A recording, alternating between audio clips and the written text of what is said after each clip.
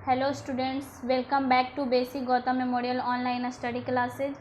इसके पहले वाले वीडियो में हम लोगों ने नाउन को कंप्लीट कर लिया था पूरी तरह से, इसके टाइप्स के बारे में जान लिया था, इसके डिफिनीशन को जान लिया था। आज हम लोग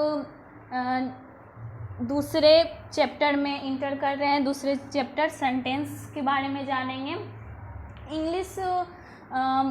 इंग्लिश ग्रामर में हम लोग मतलब सेंटेंस तो बहुत सारे बोलते हैं, लेकिन हमें ये नहीं पता होता है कि सेंटेंस कितने टाइप्स के होते हैं। आखिर सेंटेंस है क्या, इसको क्या कहते हैं, इसको डिफ़ाइन हम लोग कैसे कर सकते हैं। तो आज मैं सेंटेंस वाक्य के बारे में बताने वाली हूँ कि सेंटेंस का क्या डिफिनीसन होता है, इसके कितने टाइप्स होते हैं।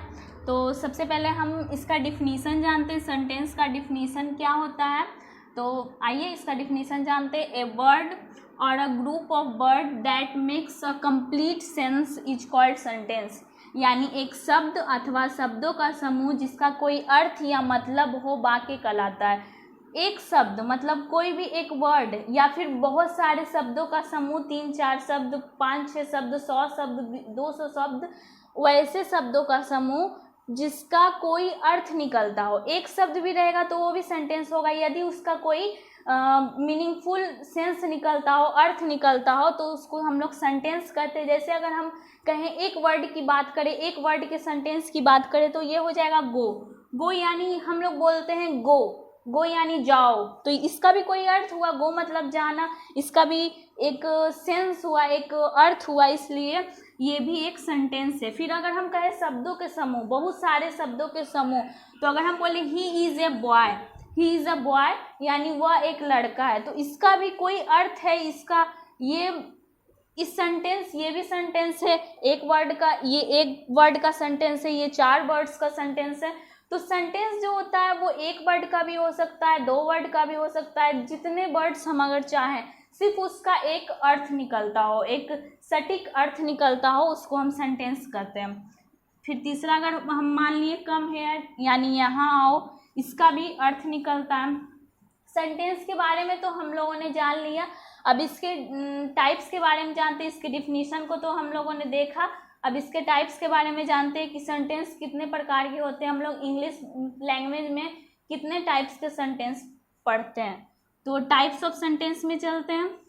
तो सबसे पहला इसका टाइप होता है assertive sentence.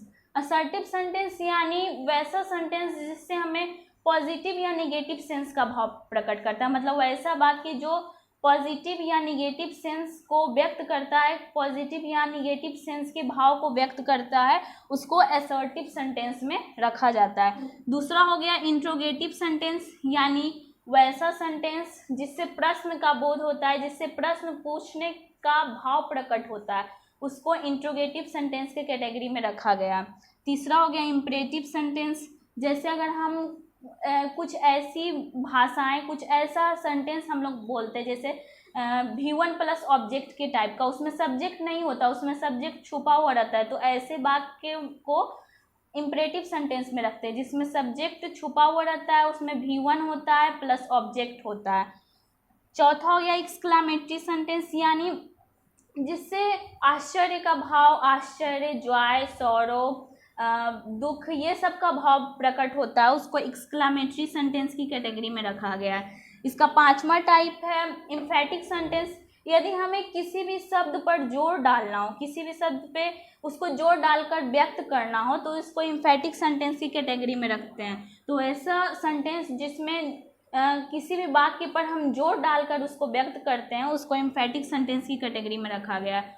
Optative sentence, optative sentence यानी वैसा सेंटेंस जिसमें हम अपने भाव को व्यक्त करते हैं। जैसे अगर हम कहें मे गॉड ब्लेस यू या गॉड ब्लेस यू, किसी को आशीर्वाद देते हैं, किसी को श्राप देते हैं, या फिर और भी बहुत सारी चीज़ें, तो वैसा सेंटेंस जिसमें किसी को आशीर्वाद, भगवान से प्रार्थना करना या फिर विशिंग, इच्छा का भाव प्रकट हो, तो उसको ऑप्टेटिव सेंटेंस के बारे में, उसको ऑप्टेटिव सेंटेंस की कैटेगरी में रखा जाता है। तो हम लोगों ने आज सेंटेंस के डिफिनीशन के बारे में जाना। मैं इसका डिफिनीशन एक बार और फिर से बताती हूँ।